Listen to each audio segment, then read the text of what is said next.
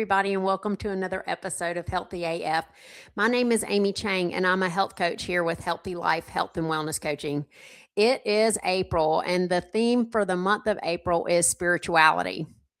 I chose this theme because I see how spirituality in our overall lives, our overall mood, our level of happiness, and frankly, our ability to grow and shift our behavioral patterns is so important. And it seems like a lot of times we don't really think about that, and we certainly don't talk about it a lot. And so I really wanted to spend the whole month talking about spirituality. And then I got stumped. I spent the whole month thinking, the whole month of March, thinking about how I'm going to weave in for the whole month of April, spirituality. And just like all things spiritual that flow, uh, the ideas flowed when it was appropriate for them to flow and not 1 minute before. So, we're going to spend the next few weeks dropping down into spirituality. How do we use it? When do we know we have it? How is it actually impacting our behavioral changes and our resilience? So, this is just as always your first week in April, just a little teaser point. I'll give you the specific topics we're going to talk about in the coming weeks. And I'll also give you a couple of coaching questions so that you can really begin to use this first week to explore your own spirituality. If you are a follower of the Christian faith, you know that this week for us is Holy Week, which means there are a lot of opportunities to prepare for and celebrate the coming of Easter. I love thinking of spirituality in this lens. There are two massive seasons in the Christian calendar, one being Easter and one being Christmas.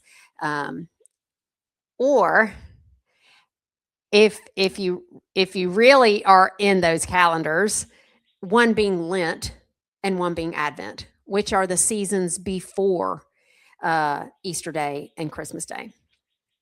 So why bring up the Christian calendar? Because the seasons of Advent and Lent are seasons of preparing.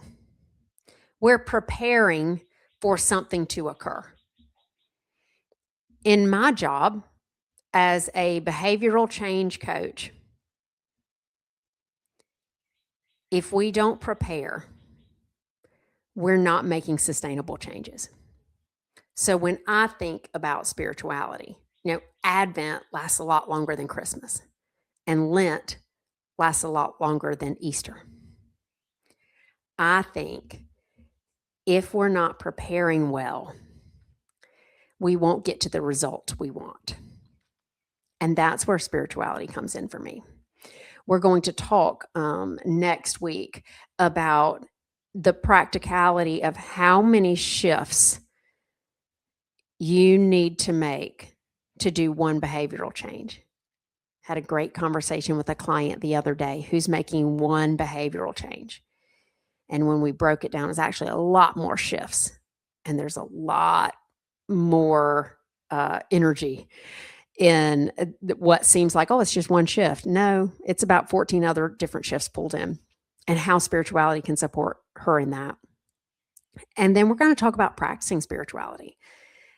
How many of us, this is your first coaching question, how many of us practice our spirituality? Is it only on Sunday? Is it possibly only on Easter? Is it only when you think you have failed a test, or when you really need some money because your finances are in the toilet? So we're going to talk about that and talk about the practice of spirituality.